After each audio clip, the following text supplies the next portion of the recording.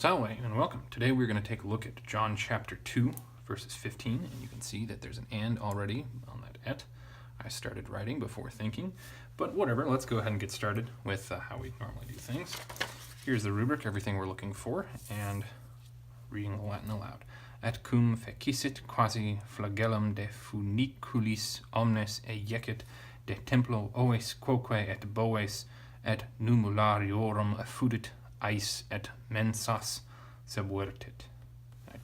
Technically, I think this could actually be AS. I don't remember now. If it is, I will leave a note at the bottom of the screen somewhere in this general vicinity. But moving on, I already translated our et right there. Sorry, got ahead of myself. We move ahead and we want to find our verb first. That we have right here with fecicit. We have et here as our ending, which tells us that this is going to be a third person singular ending. This appears to come from faceo, facere, feci, factum. Since we've got the e right there, we know it's from the third principal part, therefore this is perfect tense. Except that we've got that isset. ISSE is normally going to be our pluperfect infinitive, which then tells us initial identification of perfect tense is incorrect, and instead this has to be pluperfect. But since we have a verbal ending on here, it's not just a normal pluperfect. This is in fact pluperfect subjunctive.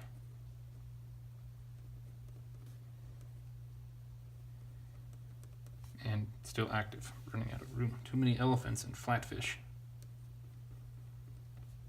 There we go. So with the subjunctive, we know that there's something special going on here. We want to take a look around the verb to figure out what's going on before we properly translate it. We normally would want to go left to see what the beginning of the sentence tells us. And right there we've got a cum. Now, with a cum we would normally expect to have a noun or an adjective as a part of a prepositional phrase. However, since there is a verb after it, which is subjunctive, we know that this is another prepositional form of cum, but I think it's an adverb in this case. So we've got a special cum clause. And then we've got a variety of different ways that we can translate this.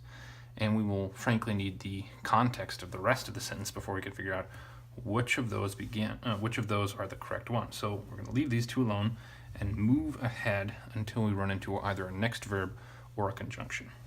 All right. Quasi, this is an interesting word. Normally it means just as or as if. However, since this one's basic meaning is going to be make or do, and it's going to want to take a direct object, just as or as are not going to be necessarily the best translations. So if you look further down in an entry for this word, you're going to find other options, as it were, or a sort of. And that's probably what we're going to want to hear.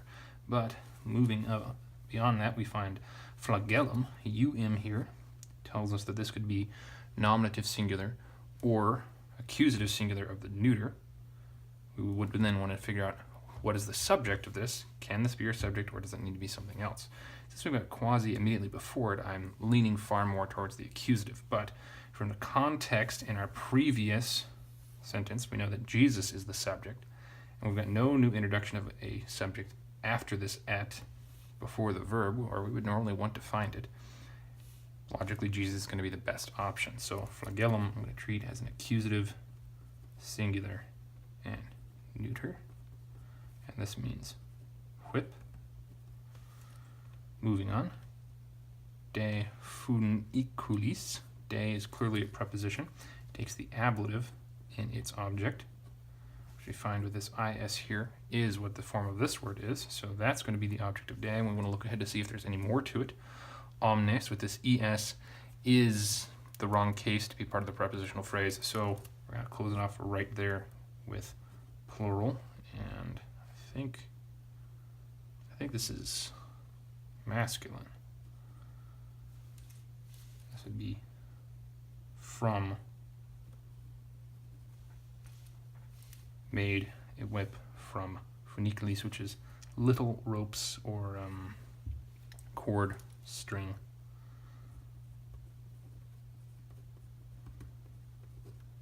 We've got ulis. Fun is the part of the word that comes from rope, because that's funis.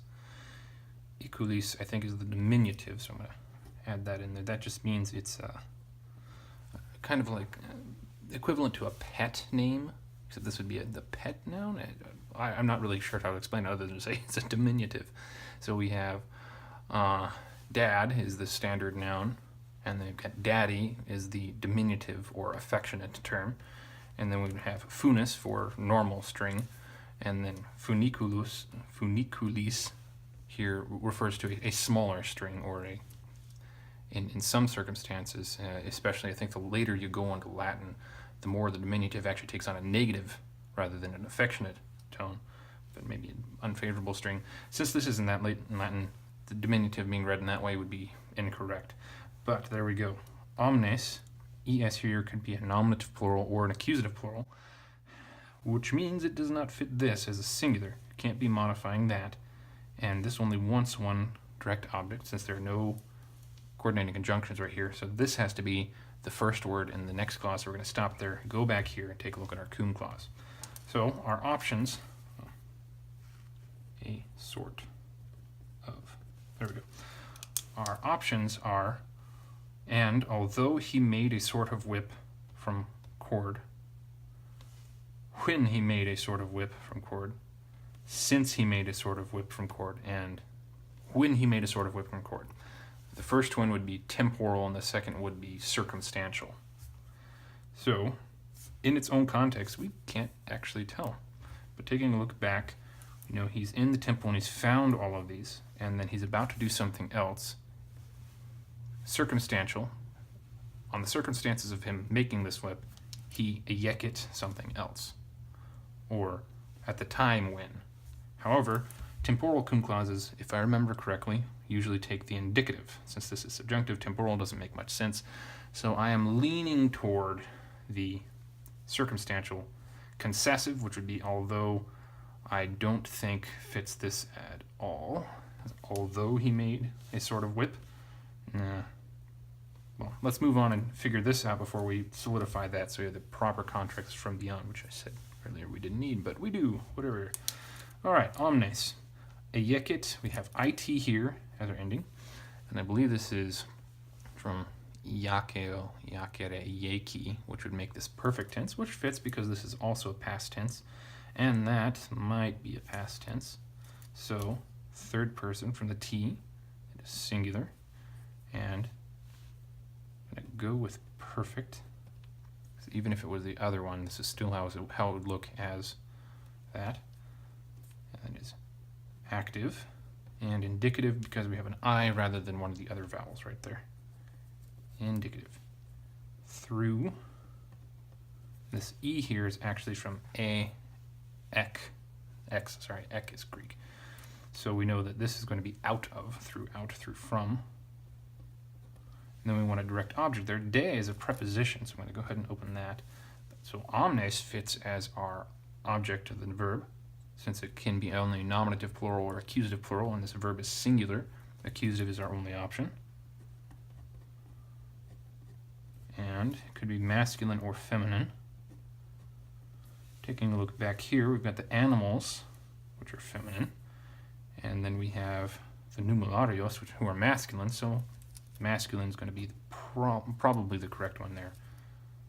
And we do all. And then we're going to look ahead to see if there's a noun for this to modify before we throw anything else on there. De, templo, oes. Templo is our prepositional phrase because these two have different endings. That's clearly the ablative. It's singular and neuter. Out. And then we would say from, the idea down. Temple. And if you know how the temple is set up, if he throws them down, then that means down the stairs, and those are some huge stairs. I've never actually seen them, but in the models, gosh, they're enormous. So, oes is the correct form to be modified by that. Quoque and et, also. And, so these two are connected, oes and boes, they have to be the same. So this is a direct object fits, with this also being a direct object. Et, another and, could be introducing a new phrase, fooded. That T there tells us it's a singular, so these are confirmed they can't be the subject. So then it does make sense for this to be modifying them. All sheep, also, and also oxen, bullocks, elephants, or flatfish. Et numerariorum. Orum here is the wrong form to be a direct object, because it's O-R-U-M. So that would have to be genitive, plural.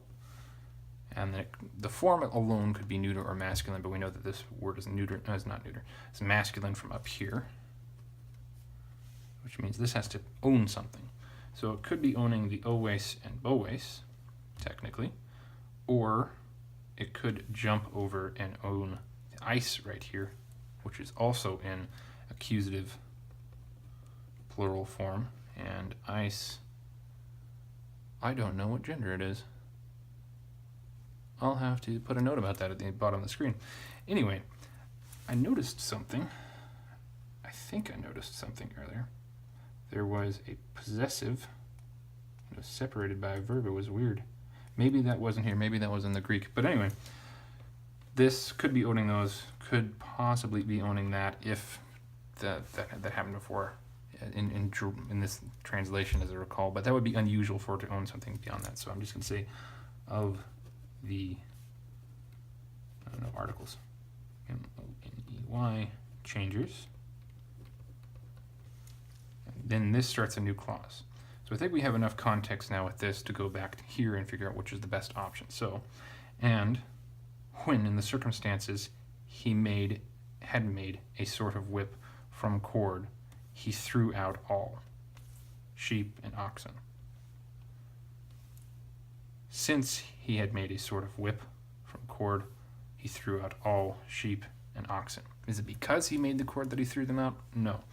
We know that he sees this up here, and then there's going to be more that he says on a future page that will contradict the causal idea. So I think the circumstantial is the best option.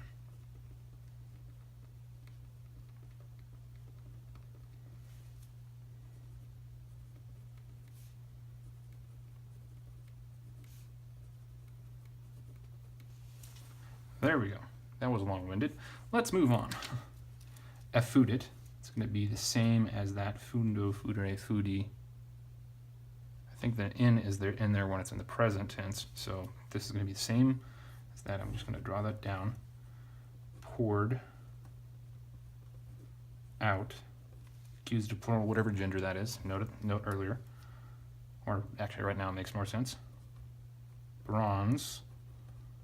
Or small change. This would be bronze coins, copper coins.